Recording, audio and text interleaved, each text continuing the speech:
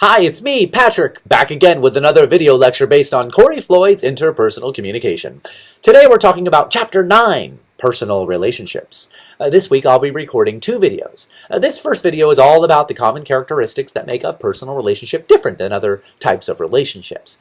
Now for this chapter, we're really talking about any relationship we have with friends, family members, romantic partners, and even sometimes coworkers or classmates. People that we feel closer to than, say, your average speech professor. Now, why can't we be friends? Well, maybe someday we can be, but as long as you're my student, a personal relationship would be tricky. After this class is over, let's be friends, yeah? Yeah. Okay, until then, let's discuss these common characteristics that formulate the nature of personal relationships. First, close personal relationships require commitment.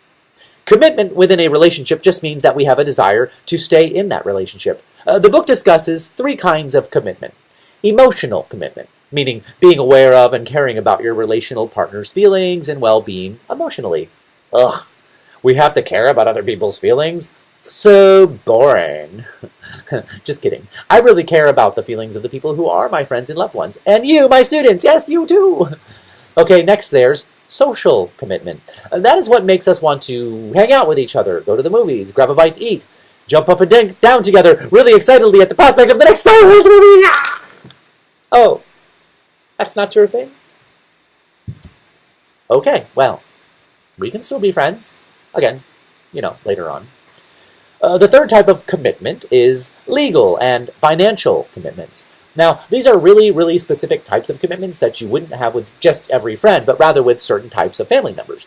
Your children, your spouse, maybe your parents when they get older. Or maybe you go into business with a really close friend. Well, that would create some legal and financial commitments to each other. Okay, so that's commitment. And next we learn that close relationships should foster interdependence. Now, interdependence is the opposite of independence, which is all by myself.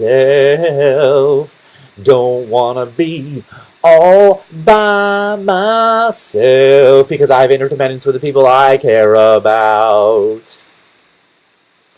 Oh, no more singing?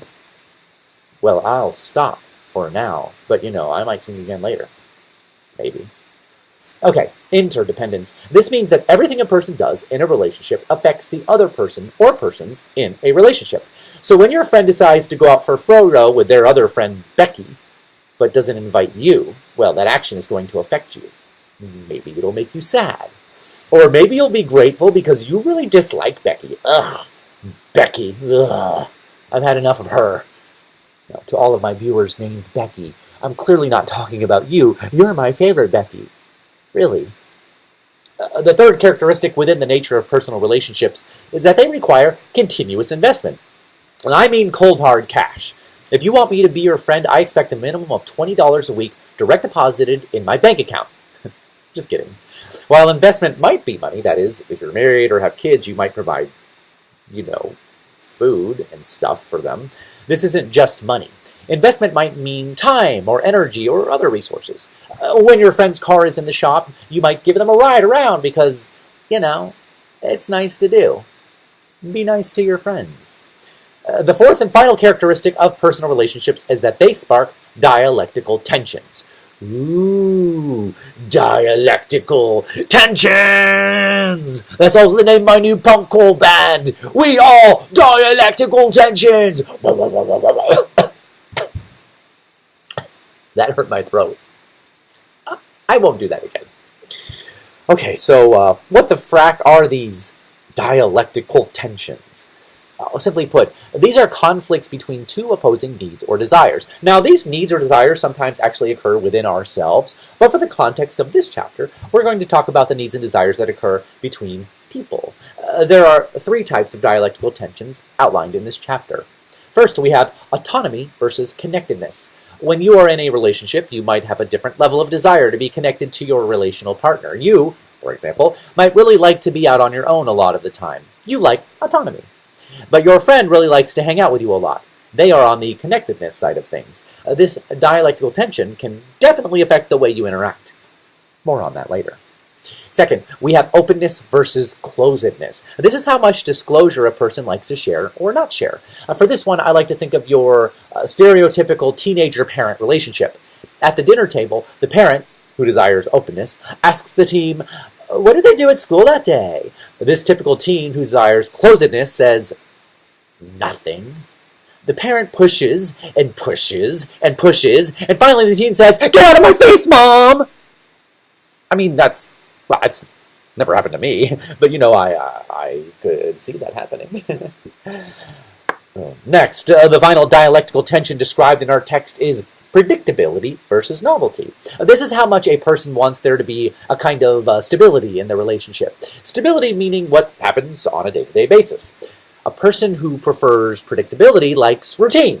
Every Friday, you and your significant other go to Applebee's. You always order the riblets for an appetizer. Then you get the steak cooked medium well with potatoes, and your partner gets the chicken with a side of broccoli. Sometimes, if you're really wild, you'll get dessert. Whoa, slow down there! Yeah, that's predictability. Hey, I know what you're saying. That sounds boring, but one person's boring is another person's comfort. On the other end of this spectrum, we have novelty. Every Friday is something different. A concert one Friday, a trip to New Orleans the next, nighttime bungee jumping on the third. Always different every day. Life's an adventure, and life's like exhausting. How do you do all of that?